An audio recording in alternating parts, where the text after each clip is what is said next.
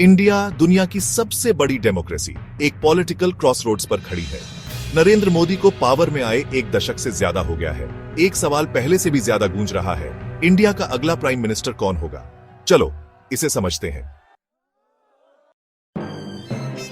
नरेंद्र मोदी ने बीजेपी को दो बड़ी जीत दिलाई 2014 और 2019 में, लेकिन 2029 तक वो लगभग 80 साल के हो जाएंगे। बीजेपी ने अभी तक कोई क्लियर उत्तराधिकारी डिक्लेयर नहीं किया है और यहीं से चीजें इंटरेस्टिंग हो जाती हैं। बड़ा सवाल यह है, अगर मोदी हटते हैं तो उस बड़ी जगह को कौन भरेगा? बीजेपी में अगली लीडरशिप की रेस में 3 नाम सबसे आगे हैं। पार्टी के भीतर और बाहर इन चेहरों को लेकर चर्चाएं तेज हैं और इनकी मौजूदगी बीजेपी के भविष्य को तय कर सकती है। पहला नाम है योगी आदित्यनाथ, उत्तर प्रदेश के चीफ मिनिस्टर, जो पार्टी के कोर बेस में बेहद पॉपुलर है। उनकी छवि एक स्ट्रांग लीडर की है, लेकिन उनके फैसले और बयान कई बार विवादों में रहे हैं। समर्थक उन्हें हिंदू आइकन मानते हैं, जबकि आलोचक उनकी पॉलिटिक्स को डिवाइडिंग मानते हैं। दूसरा नाम है अमित शाह, मौजूदा होम मिनिस्टर और मोदी के सबसे करीबी सहयोगी। उन्हें पार्टी का चाणक्य कहा जाता है, लेकिन सवाल यह है कि क्या उनके पास वो मास अपील है जो एक नेशनल लीडर के लिए जरूरी होती है? तीसरा नाम है जेपी नड्डा, बीजेपी के पार्टी प्रेसिडेंट। वो लोकी और लॉयल माने जाते हैं और पार्टी में संतुलन बनाए रखने की क्षमता रखते हैं। अगर पार्टी को कॉम्प्रोमाइज कैंडिडेट चाहिए तो नड्डा उपयुक्त विकल्प हो सकते हैं। लेकिन अपोजिशन का क्या उनके पास कोई असली मौका है या ये सिर्फ सत्ता में वापसी की एक और कोशिश है? 10 साल बाद इंडिया अलायंस सच में यूनाइट होने की कोशिश कर रहा है। अलग अलग विचारधाराओं के बावजूद ये पार्टियां एक साझा दुश्मन के खिलाफ साथ आई हैं। राहुल गांधी कांग्रेस का चेहरा है।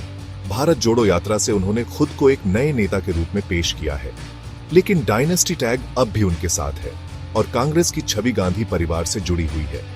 ममता बनर्जी बंगाल में पॉपुलर, तेज तर्रार और अनुभवी, लेकिन बंगाल के बाहर उनकी पकड़ कमजोर है। अरविंद केजरीवाल दिल्ली और पंजाब में मजबूत हैं, पर नेशनल लेवल पर उन्हें खुद को साबित करना है।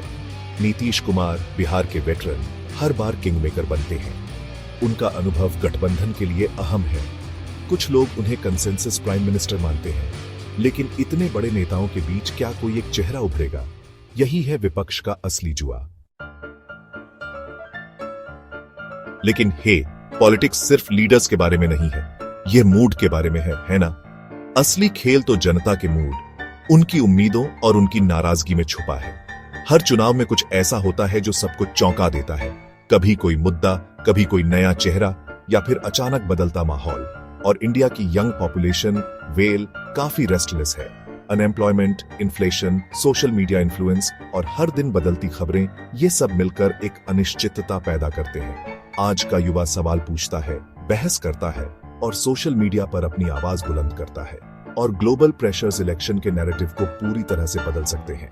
इंटरनेशनल इवेंट्स, इकोनॉमी की हालत और दुनिया की नजरें, ये सब भारत के चुनावी माहौल को और भी जटिल बना देते हैं। ऐसे में एक डार्क हॉर्स उभर सकता है, एक कोएलिशन टूट सकता है, या फिर कोई नया गठबंधन बन सकता है जो सबको हैरान कर दे। या एक जाना पहचाना चेहरा खुद को फिर से इन्वेंट कर सकता है। यही है वो एक्स फैक्टर्स जो हर चुनाव को अनप्रेडिक्टेबल और रोमांचक बना देते हैं। 2029 सिर्फ एक और इलेक्शन नहीं है, यह इंडिया के अगले चैप्टर की लड़ाई है। और चाहे वो मोदी 3.0 हो, बीजेपी के कोई उत्तराधिकारी हो या अपोजिशन की शॉकिंग जीत हो, एक बात क्लियर है, दिल्ली का सिंहासन खुला है। फ्यूचर फ्लैशबैक को सब्सक्राइब करें, जहां इतिहास कल से मिलता है।